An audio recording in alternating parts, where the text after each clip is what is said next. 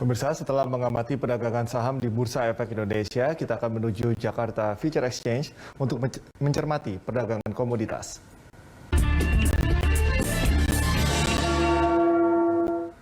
Untuk mengetahui perkembangan di pasar komoditas, kita telah terhubung dengan analis PT Rifan Finansindo Berjangka, Wildan Navigani Gimnastia. Selamat pagi, Mas Wildan. Ya, selamat pagi Mas Cika.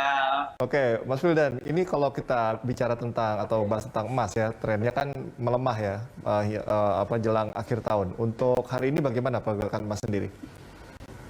Ya, untuk hari ini harga emas dibuka pada level 1.803 US dollar per troy ounce dan tren emas akan melandai di akhir tahun karena penguatan dolar dan momen window dressing, di mana penguatan dolar dan momen window dressing menjadi dorongan harga emas untuk semakin turun. Oke, Bank Dunia sudah memprediksi pergerakan harga emas akan melemah ya di 2022. Analisis Anda seperti apa, Mas Wildan? Harga emas diprediksi akan tetap terbang tinggi di tahun 2022 hingga menyentuh level tertingginya pada area 1.970 US dollar per troy ounce. Pada momen Januari Efek dan Hari Raya Imlek tahun depan, harga emas diekspektasikan tetap naik selain karena momentum besar tersebut yang berulang secara histori dari tahun ke tahun sejak tahun 2011. Ada dorongan fundamental yang cukup berpengaruh.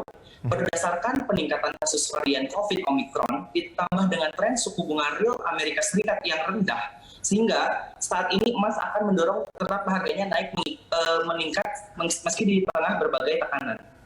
Oke, inflasi AS hampir 7% pada bulan November, kemudian ini kan juga membuat pasar khawatir The Fed akan menaikkan suku bunga lebih cepat gitu ya. Prediksinya seperti apa?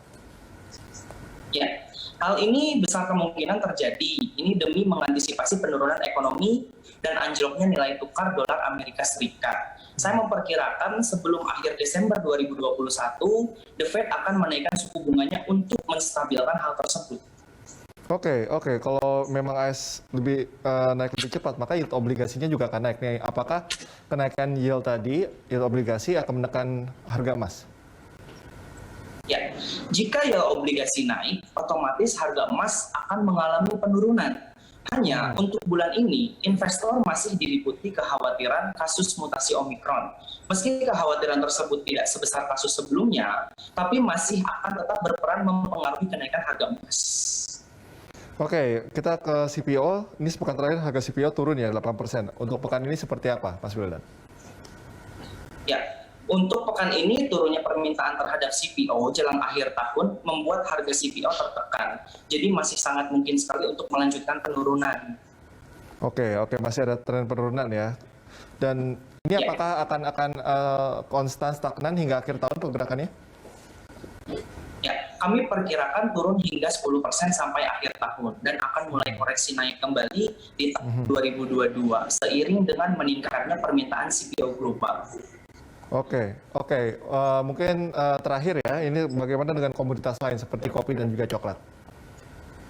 Ya, permintaan kopi di dunia tidak tergoyahkan meski di masa pandemi. Namun sayangnya, produsen kopi seperti di Brasil mengalami penurunan pasokan biji kopi terbaik mereka. Alhasil, para pebisnis kopi dihadapkan pada dua pilihan. Yang pertama, beralih ke biji kopi yang lebih murah. Yang kedua, yaitu menaikkan harga kopi. Dan pilihan kedua lah yang lebih banyak diambil. Jadi, para produsen terus mendorong harga biji kopi, terutama pada jenis Arabica, hingga mencapai sekitar 4-5 US dollar per pound di pasar, setelah sebelumnya sempat mengalami kenaikan tertinggi pada bulan Juli 2021 selama 7 tahun terakhir. Sementara untuk kakao, tingkat produksi kakao di Afrika diperkirakan akan turun 6% di tahun depan.